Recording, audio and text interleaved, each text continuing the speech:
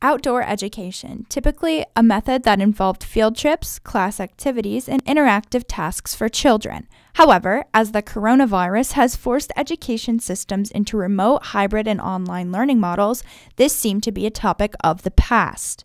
Local grassroots organization Save the River previously took North Country classrooms on the water, discussed invasive species, and focused on the health of local waterways. Save the River only took this switch to online learning as an exciting challenge to reimagine their education program. So COVID is presenting some real challenges, but we are trying to update and get it so that kids can still do things outside. So one of the things that we're doing is we're updating our website, and on the website we've got virtual field trips and story times, and in each little lesson plan there are resources, there are activities, and then things are aligned to New York State standards. It's really for the teacher. So the teacher can look at the lesson plan that we've come up with, or the ideas that we've come up with, and then they can look at the New York State standards, and then they can combine the two and say, okay, like this part of the lesson fits in with what I do. So it's really designing a program that a teacher can take and then use in their own way, whether that's virtual or in the classroom. Chair of Save the River's Education Committee, Heather White, has played an integral role in the development of this new program. I recall last March when we all went online, and in my profession I was supporting teachers that had to come up with online activities.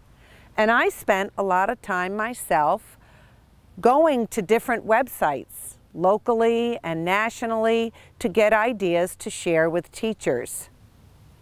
Now let's connect to Save the River. If you're a teacher working in this area now, you can visit Save the River's website, find a standard that you know you need to work on, and an activity, a story time, or a virtual field trip that will support that learning. White said that her favorite new program is the virtual storytelling activities for children. So this story is Haas, the Great Blue Heron, the beginning of an adventure. It was written by Julianne Flora. This story is about a heron waiting for its egg to hatch, and it lives along the St. Lawrence River.